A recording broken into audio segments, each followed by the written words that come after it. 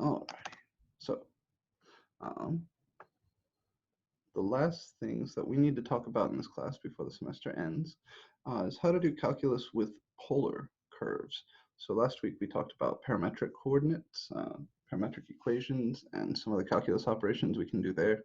I know we didn't get to talk about area much. The area problem in that setting is boring, but I suppose before we get too deep into the polar coordinate stuff, we should round off that discussion with a little discussion of area. I am going to extend the homework from last week. So if you didn't have time to get to those, or if there are some problems there,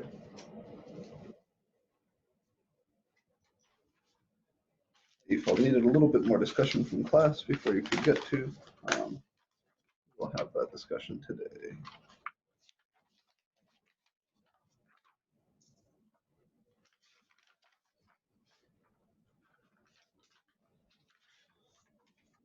Let's start with that.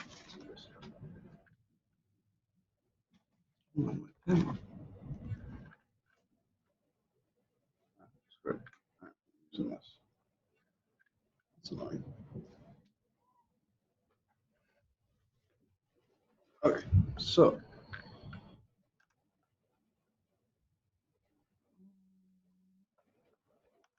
let's get the dot cam synced up.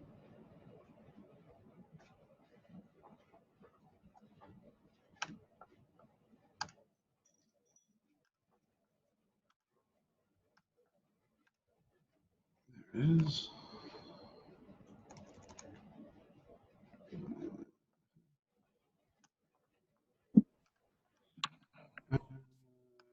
There we go. All right.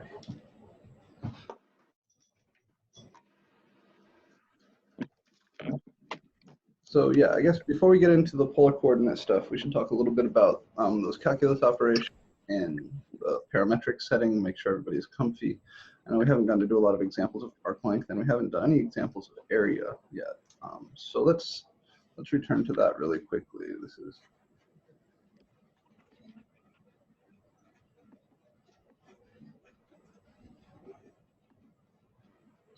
we're going to start off talking about area with the parametric.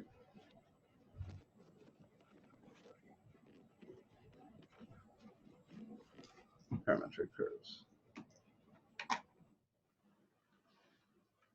Like I said last week, the area problem isn't especially interesting in the parametric setting because it's really the same thing that you're used to doing from the very beginning of the class. Like we can only find the area bounded by a parametric curve in the situation where we could have found it if that curve wasn't parametric, meaning if y is a function of x or if x is a function of y. So if I have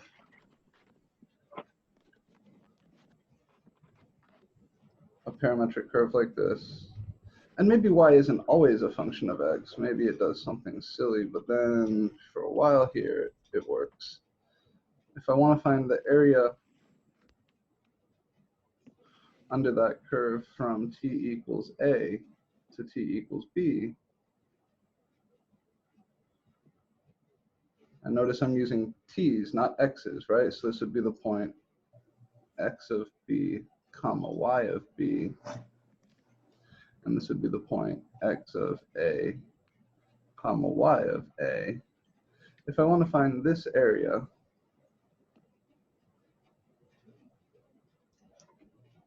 normally I would think of that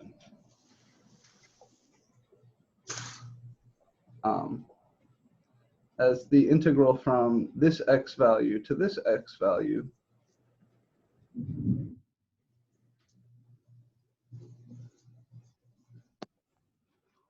of y dx, right? So normally we integrate the function. The function is usually y, right? Y is given as a function of x. And you integrate dx, and that's that whole Riemann sum thing where you can think of this as a height and this is a width, and you integrate from whatever the first x value is to whatever the second x value is. Well, in the parametric setting, remember x is x of t. So dx over dt is x dot. of t. And that means that dx is really x dot of t times dt. And you can kind of think of this the same way we think of a u sub. I've got a differential term here that I can replace by his dt equivalent. And instead of going from x of a to x of b, I could just go from a to b. Normally, we would think of this as going the other way. You would think of it as starting with an integral that looks like this. You integrate from t equals a to t equals b, y of t times x dot of t dt. And usually you would go from something like this to something like this via a substitution like this. But if you want to work with the parametric equations, you can. And there's no need to write the t equals for those bounds. You can just write the integral from a to b. But I'm writing the t equals to remind you that those are times, not x coordinates.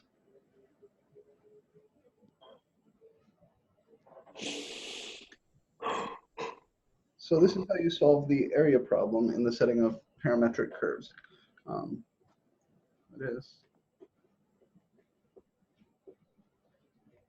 You integrate from time a to time b, the function y of t times the derivative of x times dt. Right. So I figured we'd do one example like this, and then maybe if you guys are okay with it, do one more arc length example explicitly, because those can be tough. Those can be interesting problems. I think the one that we looked at last week wasn't a very satisfying example. And then we can move on to the polar coordinate stuff. First, before I get to examples, any questions about this setup here? Anything hard to read, or curious about what anything means, or where anything comes from?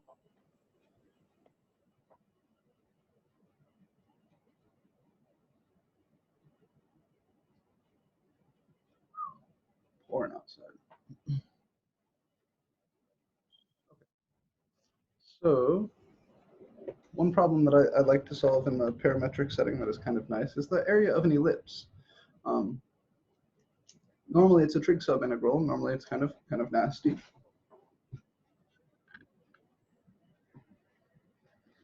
But here it's not.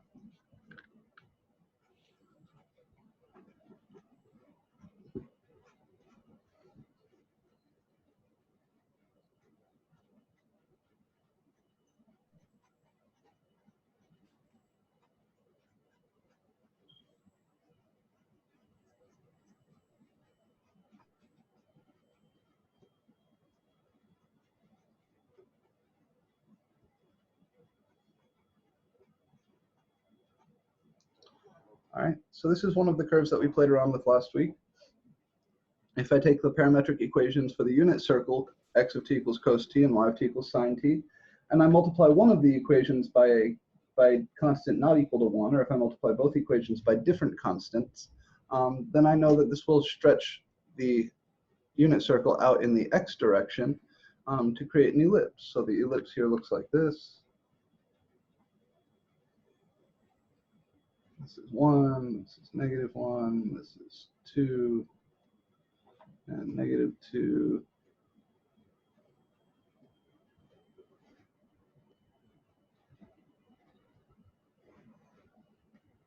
All right, so I have an ellipse looking something like this.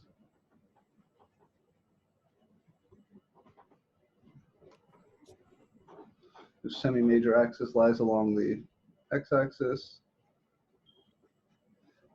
And if I get it from parametric equations like those, then that curve has the orientation like this. We're walking around counterclockwise, starting here. This is the point associated with t equals 0 and 2 pi, and going around like this. So if I want to, I can find this area.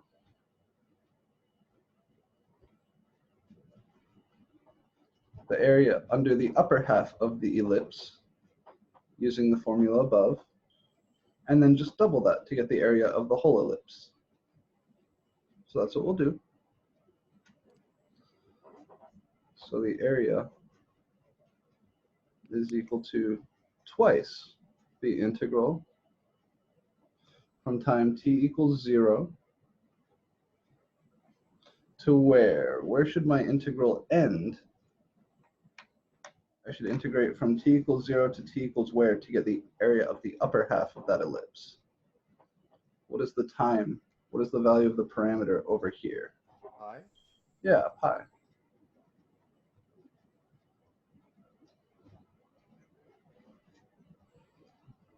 And then what do I integrate? I integrate y of t times x dot of t dt. So y of t is sine t. X dot is 2 times negative sine t.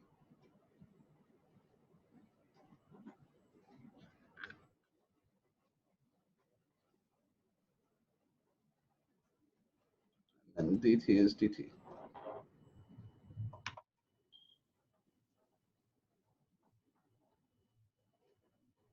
So I can pop out the 2, I can pop out the negative, and then I'll be integrating sine squared.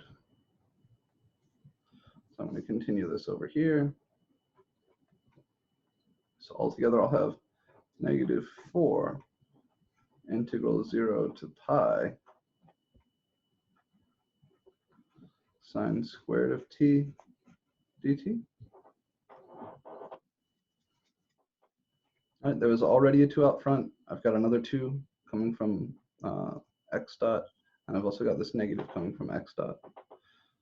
Now, how do I integrate sine squared? Who remembers that?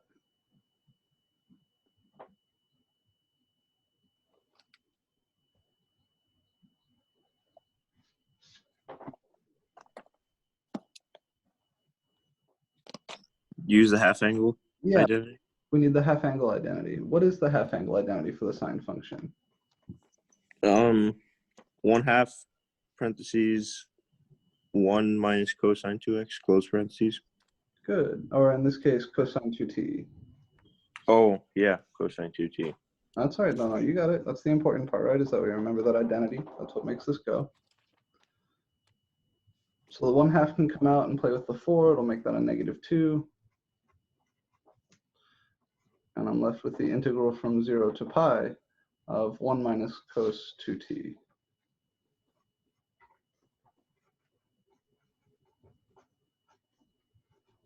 dt.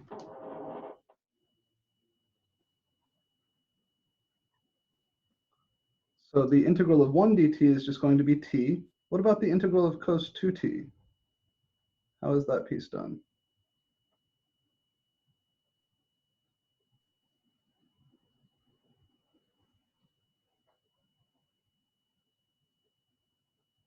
It's a little u sub, right? It's one of those little like micro u subs.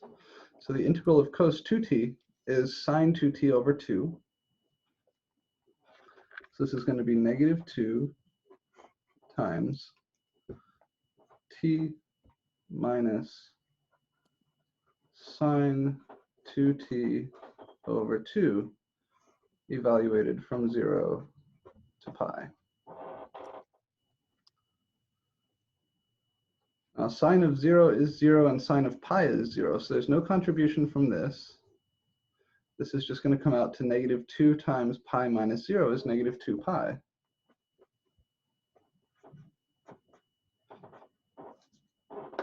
And there's something strange about this result, isn't there? What's strange about this?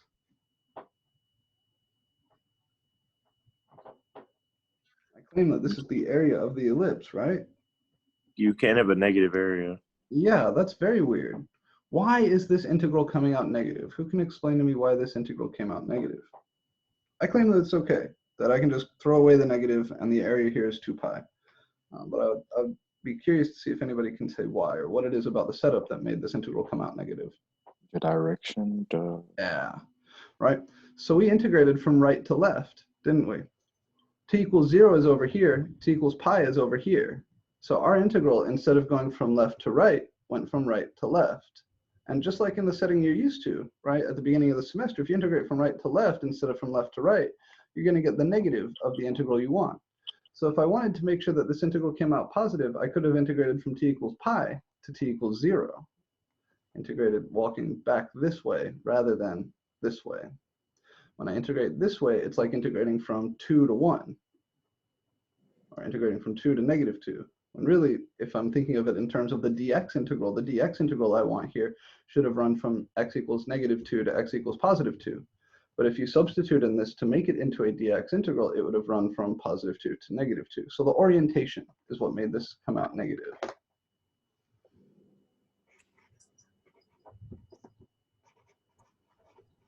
Is it possible to not worry too much about the whole transversing direction and just use absolute value signs? Would that help it or no? I would not. Okay.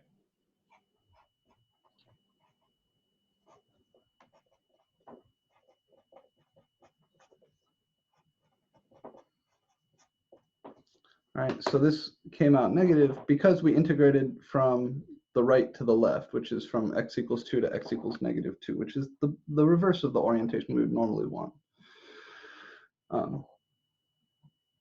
The question, can we throw some absolute values in here and say, forget about the orientation?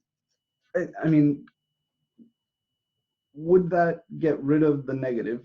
Yes, but you're losing information and making the integral harder at the same time. And I don't think that this is an especially big snafu. It's something that you can recognize when it happens. Depending on the parametrization of the curve you're playing with, right? I could re-parametrize this ellipse. I could swap t for -t. And then when t is equal to 0, I would be over here. I'm sorry, when t was equal to 0, I would be over here. And then I could integrate from like pi to 2 pi to get the upper half of the ellipse. If you really don't like the idea that your integral for area comes out negative when you integrate right to left instead of left to right, then integrate left to right instead, right? Just recognize that that's going on and compensate for it however you want.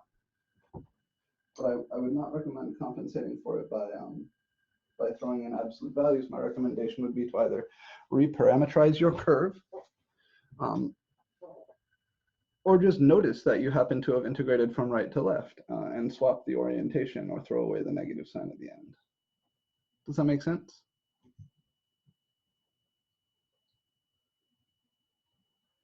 Yeah, that makes sense. Okay. This is covered in Shmoo.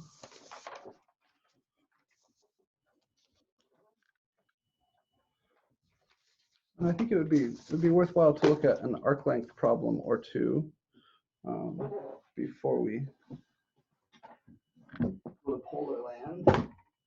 Unfortunately,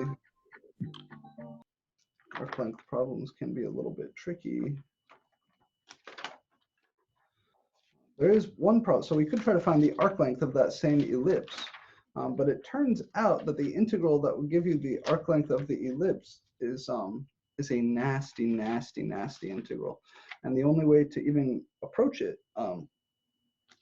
is with power series. And there is a problem in your textbook that has you set up the integral for the arc length of the ellipse and then Taylor expand the integrand. But I'm not trying to beat you to death with the arc length stuff, and I think we would have more fun just looking at something we can manage directly. So let's find one of these where we can attack the problem directly without too much of a headache.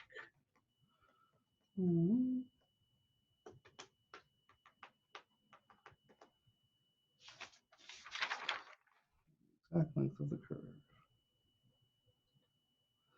Yeah, this is fine.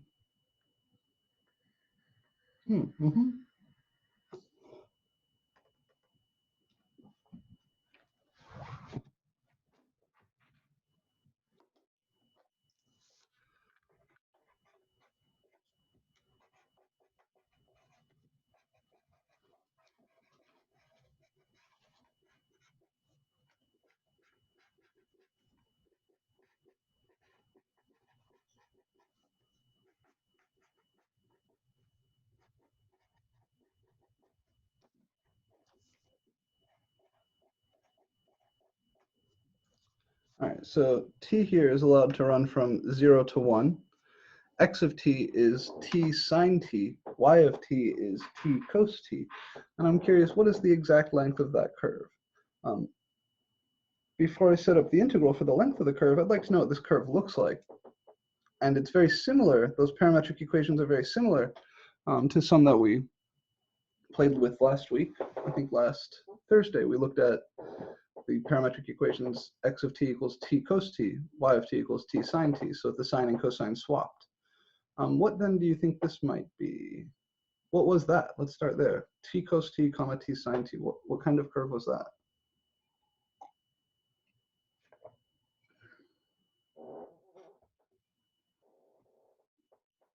Does anybody remember?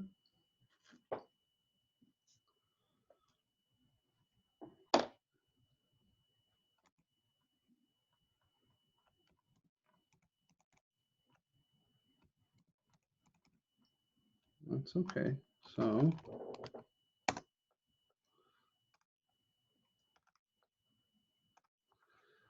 our good old friend Desmos can help us out. We know cos t comma sine t. If x of t is cos t and y of t is sine t, that's the unit circle. If I swap sine and cosine, it was a spiral.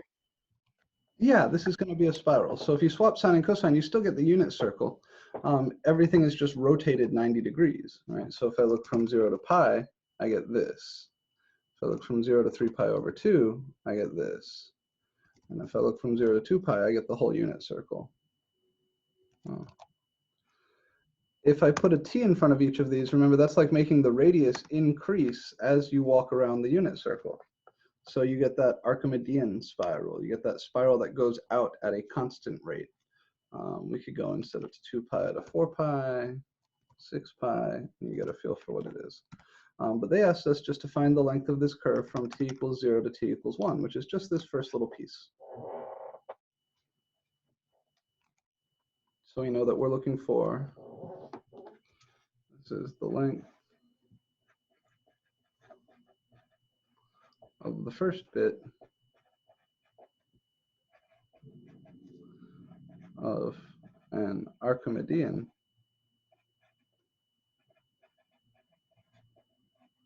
spiral. And I know that the length s, the arc length, is always the integral from t equals a to t equals b of ds. And ds is the square root of x dot squared plus y dot squared dt. All right, so this is our arc length formula. So I need to find x dot and square it. I need to find y dot and square it. Then I'll add those up, take the square root, slap on a dt, and integrate from 0 to 1. So x dot is the dt derivative of x of t, and that's going to be a product rule thing. So if I differentiate the t and I leave sine t alone, then I'll just get sine t, because the derivative of t taken with respect to t is 1. And then if I leave the sine,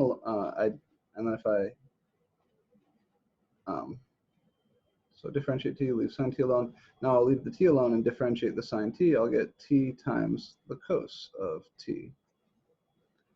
And y dot is also a product rule derivative. That's going to be cos t. And then I'll leave the t alone, differentiate the cos t to a sine t, so that will be minus t times sine t. So this integral that represents the length of that curve is the integral from 0 to 1 square root x dot squared, that's sine t,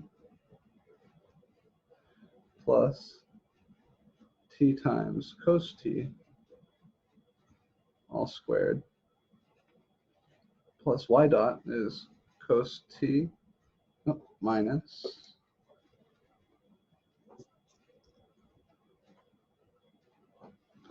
t times sine t, all squared. And all of this is under the square root, and there's my dt. So it's not too hard to imagine why these integrals can get out of control. It all depends on how nice x dot and y dot are. Here, I'm going to end up with a lot of sine squared plus cos squared stuff. We can see that ahead of time, but it's not going to be super clean because I have to kind of FOIL both of these out. I have to multiply everything out there. So let's see what we get. I'll have integral 0 to 1. When I FOIL this piece out, everything is still going to be under a square root. Maybe I'll write that square root as a 1/2 power for the time being to avoid having to draw the big stupid check. I'll have sine squared plus 2 times this, so that's going to be 2t sine t cos t. So I'll have sine squared t plus 2t sine t cos t. That's my inners and outers. That's my first. This is my inners and outers. And then my last here will be plus t squared cos squared t. So that's that first piece. And then this piece is going to be cos squared t minus 2t sine t cos t.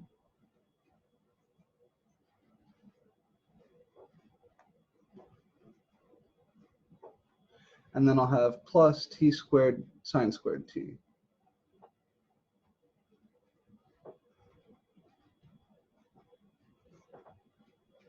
All raised to the 1/2 power, that's my square root dt.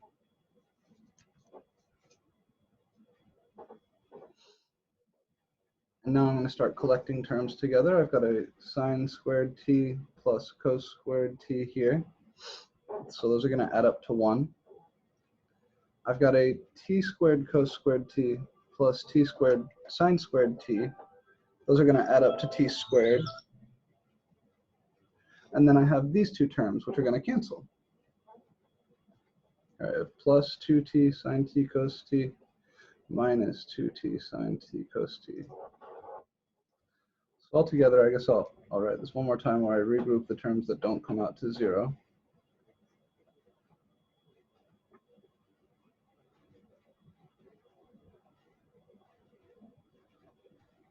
There's those sine squared plus cos squared. And then I've got t squared times sine squared plus t squared times cos squared. If I factor the t squared out there,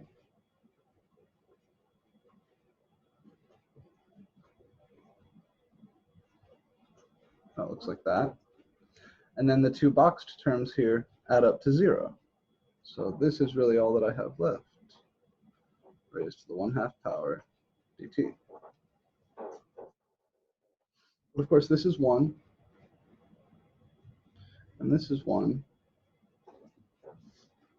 So it's really just the integral of 1 plus t squared under that square root. Integral 0 to 1, 1 plus t squared raised to the 1/2 power dt. Or if you like, you can go back to the check notation. That's the integral of the square root of 1 plus t squared dt, like this. Okay, so we have found and simplified the integrand for the arc length here. How do I do that integral at the bottom? Well, first, any questions on how we got to this point? Calculating y dot or x dot, plugging into that formula, simplifying all those steps. Any questions on any of those steps? Could you go over how you got the y dot slash x dot? Yeah, it's just a product rule thing. So up here, if x dot is t times sine t, then to get x dot, I have to differentiate using the product rule. So first I differentiate the t, and I get a 1, and I leave the sine t alone. And then I add that to what I get when I leave the t alone and differentiate the sine of t. All right, so the product rule says differentiate this, leave this alone, and then add that to what you get when you differentiate this and leave this alone. So if I differentiate the t to 1 and leave the sine t alone, that's this piece, and then I have plus, leave the t alone, differentiate the sine. So it's a product rule derivative. Okay, thank you. Similarly for y, right? Product rule derivative.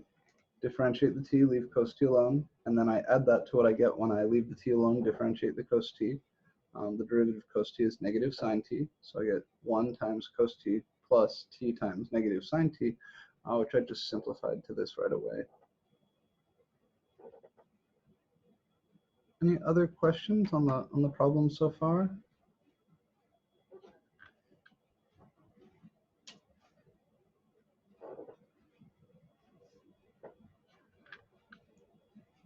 Okay, who can help me out with this integral? How do I do this?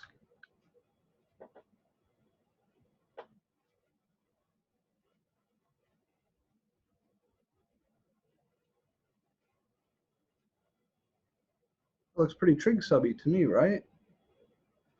Square root of 1 plus t squared. That's a tangent substitution. I'm going to let t be tan theta, which makes dt secant squared theta d theta. I need to change my bounds. When t is equal to 0, theta is equal to 0 because the tangent of the inverse tangent of 0 is 0. And when t is equal to 1, I have 1 equals tan theta. That means theta is pi over 4. So here's my trig sub. This is going to come out to be something that's familiar but a little scary. So I'll have integral 0 to pi over 4. Got to remember to change our bounds. Square root of 1 plus t squared, that's tan squared theta, times dt is secant squared theta d theta.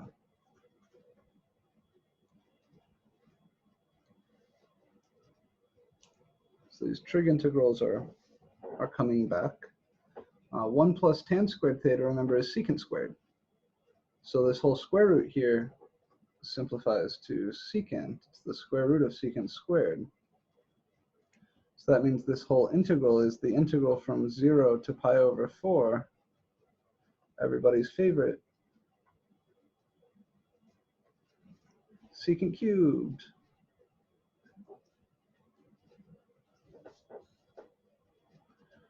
So I'm not sure how many folks remember the secant cubed integral from the beginning of the semester, but it's a tricky integral. From here, we would run by parts. Split this up as secant times secant squared, and you integrate the secant squared piece, differentiate the secant piece, and that will leave you with something you can apply a trig identity to in order to get the integral of secant cubed out. I don't want to burn too much class time on it, so I'll just remind you that it comes out to 1/2 secant theta tangent theta plus the natural log of secant theta plus tangent theta.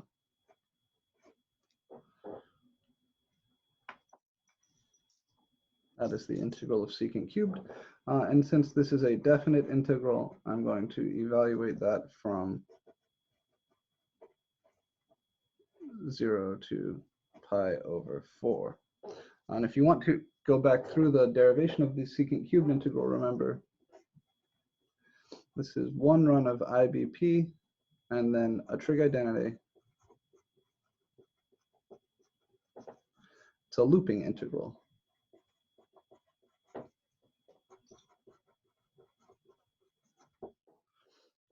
And when it comes to your final exam, so the last exam here on these last few topics that we're going to have in part of the regular semester is going to be a take-home exam. I'll give it to you at the end of the week this week.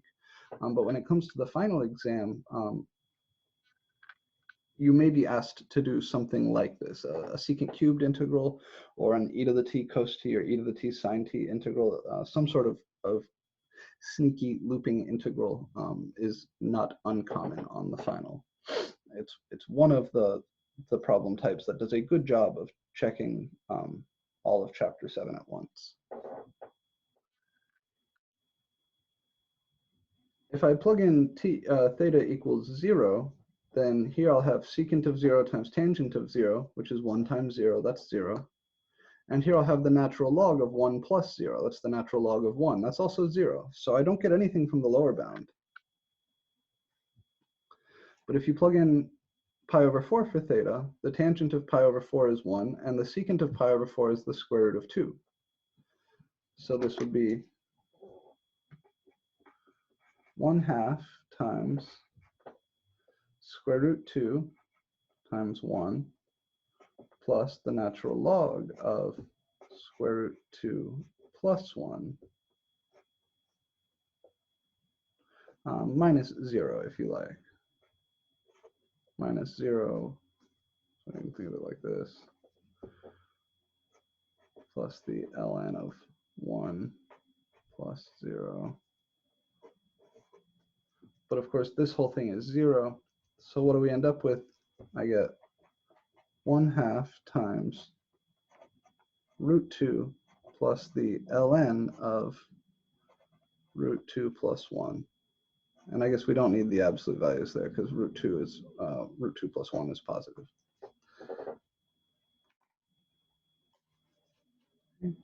So these can be gnarly problems, right? The arc length problems tend to be rough. The arc length integrals tend to be rough. Here, we had a bunch of trig work to do that led us to this integral, which was a trig subintegral. That trig subintegral became the integral of secant cubed, which is a bitch on its own. We happen to remember that the integral of secant cubed, although it could be cooked up using integration by parts as a looping integral, we happen to remember that the integral of secant cubed is this guy. And then if we evaluate him between endpoints, we get this. So that's the length of this part of the Archimedean spiral. Will you be giving some sort of study guide for the final? Fair question.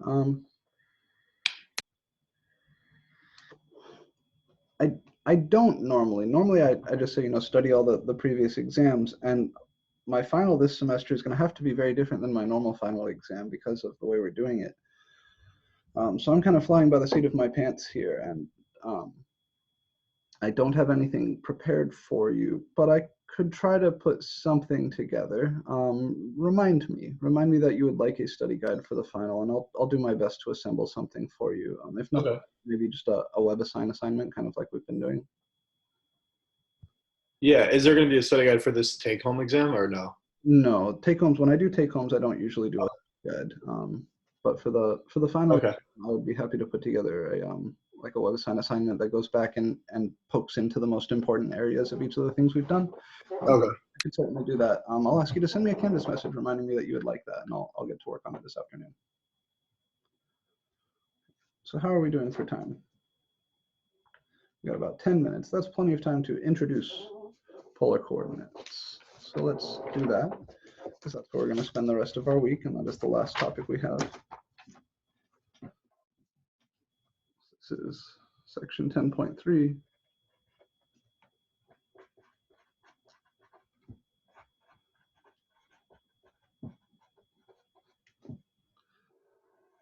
Just like how parametric curves is broken up into two sections in the textbook, there's a section first just on graphing, and then there's a section on calculus.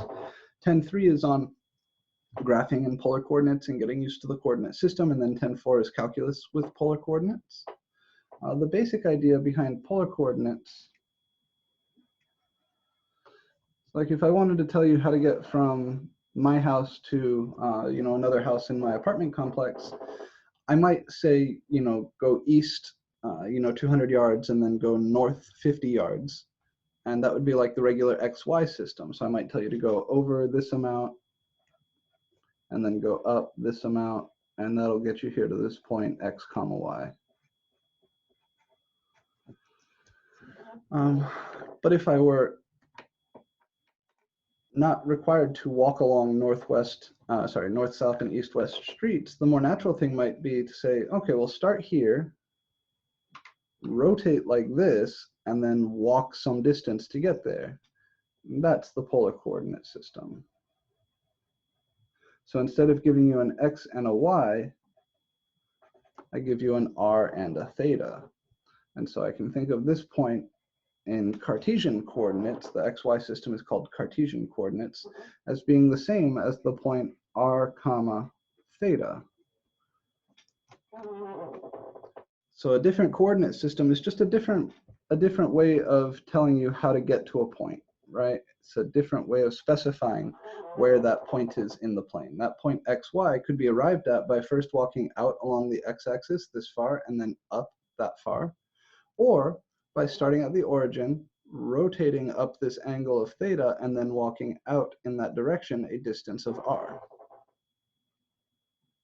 Intuitively makes great sense. In fact, I think polar coordinates are a little bit more how you and I usually think of giving directions or specifying locations.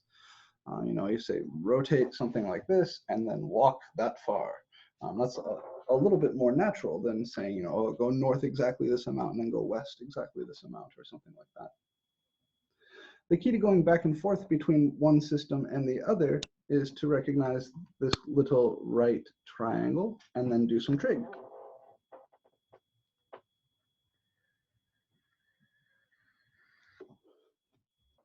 So observe that if I look at the cosine of theta in that little right triangle, the cosine of this angle is the adjacent over the hypotenuse. The adjacent here is x, and the hypotenuse is r. That means that x is equal to r times the cos of theta. If you look at the sine of theta in this little right triangle, that's the opposite over the hypotenuse. That's y over r, which means that y is r sine theta. And then finally, if you look at the tangent of theta, that's y over x. And so some people like to say that theta is the inverse tangent of y over x. I wouldn't. I would just keep it like this. So this is our little dictionary for going back and forth. The other thing that's useful here is that r squared is equal to x squared plus y squared. So that's, think of it as like your map key or your dictionary that tells you what x and y are in terms of r and theta and vice versa. There are some shitty things in polar coordinates. The nice part is that it's fairly intuitive system, and if you have a lot of radial symmetry in an object in the xy plane, then the polar coordinate expression for that object, like for example the unit circle we'll see, has a very, very simple polar equation. But the thing that sucks is that polar points are not unique with their coordinates.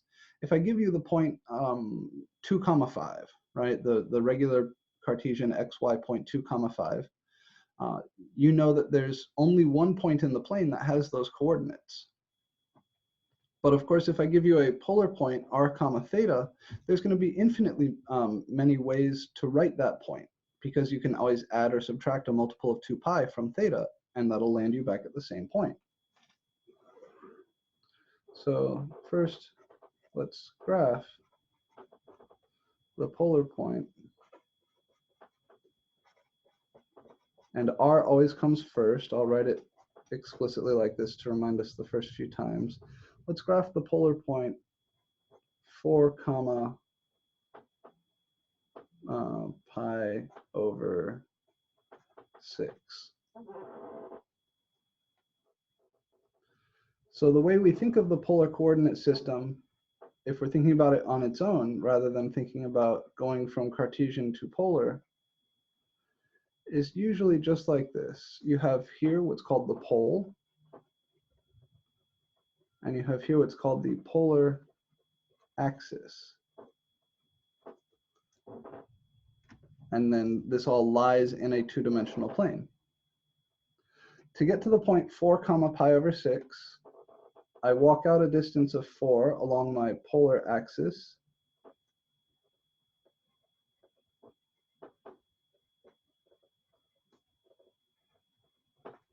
And then I rotate up an angle of pi over 6. So that's 30 degrees. That's about here.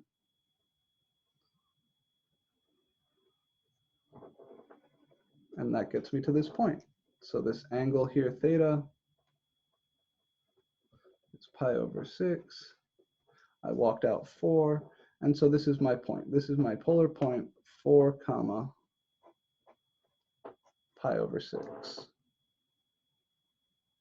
I can always think of this as living in the xy plane. There's no harm in that. But the goal in section 5.3 is to get you comfy thinking just in terms of the pole and the polar axis. There are some tools that you might find useful for this.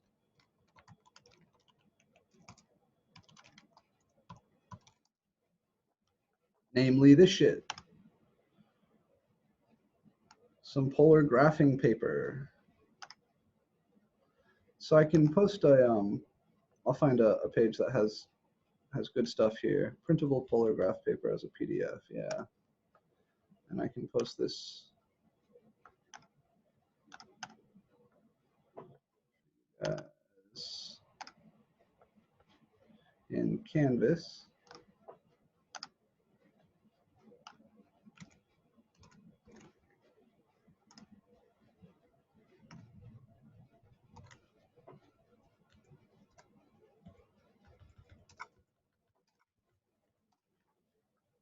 But it is what you'd think it is.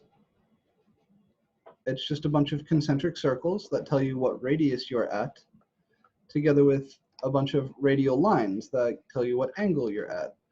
So, you know, this might be r equals 1, r equals 2, r equals 3. This line here would be the theta equals pi over 6 line. So my point, if I call each one of these little lines 1 maybe instead. Oh, Jesus. Hi, kitty. We come out along my polar axis 1, 2, 3, 4, and then I rotate up to pi over 6. So right here, if you can see my cursor, would be the polar point that we just graphed, 4 comma pi over 6. 4 comma pi over 4 would be, what is this, right? 1, 2, 3, 4, and then we rotate up to the pi over 4 line, which I guess would be like right here. You get the idea. So having something like this can be useful when you first start graphing in polar coordinates. You're very sweet, kitty. I love you. I love you. You gotta stay down for now. So before I let you go, so we got a bit of a slow start this morning. If you don't mind, there's one last thing I'd like to do here, and that is to find the Cartesian point associated with this polar point. I'd like to find the x and y coordinates of that point, whose polar representation is 4 comma pi over 6. Observe that you could add 2 pi to theta here, and that would just spin you all the way around and get you back to that point. So polar representations are not unique. Every point in the plane has infinitely many ways of being written in polar coordinates, whereas there's only one way of writing it in Cartesian coordinates. So that's the kind of downside to polar coordinates. Another thing you have to be very careful about with polar coordinates is what to do if somebody hands you a point where r is negative. Here we're thinking of r as being a radius, but there will be situations where you have to grapple with r being negative, and it can be a little bit tricky. So I'll save that for tomorrow, but let's find x and y. Let's find the Cartesian coordinates of this point. X I know is r cos theta. Well, r here is 4, and theta is pi over 6, so that's r times the cos of pi over 6. Well, what is the cos of pi over 6?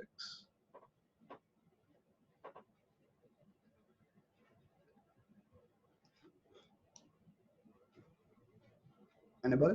Square root 3 over 2. Yeah, root 3 over 2. So 4 times root 3 over 2, that's 2 times the square root of 3. Right, the 4 and the 2 cancel. Y is r times the sine of theta. That's 4 times the sine of pi over 6. What is the sine of pi over 6?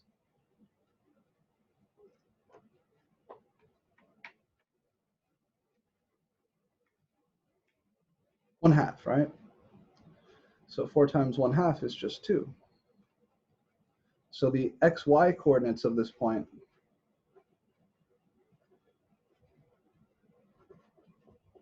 the polar point 4 comma pi over 6 has Cartesian coordinates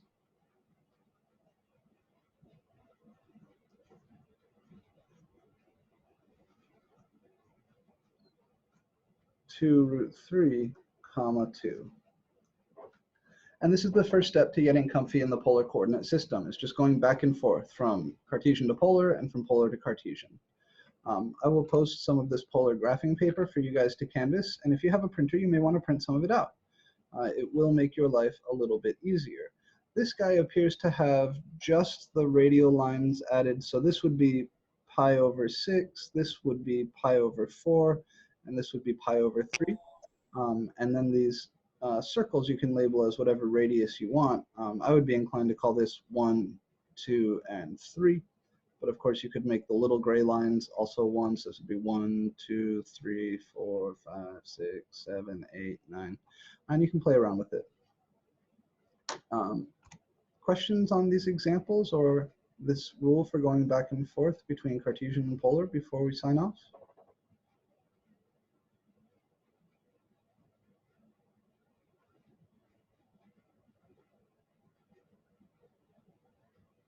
Okay, so I will go ahead and extend the homework from last week through to Wednesday of this week, so you can solve those area problems if you didn't have time to do that. I know we didn't work many examples of those last week, maybe any examples of those last week. We just kind of shoved the formula in there at the end. And then I'll also open up your polar coordinate homework. The first two problems are going to be things like this, right? I give you a point in Cartesian, ask you for the polar coordinates or vice versa.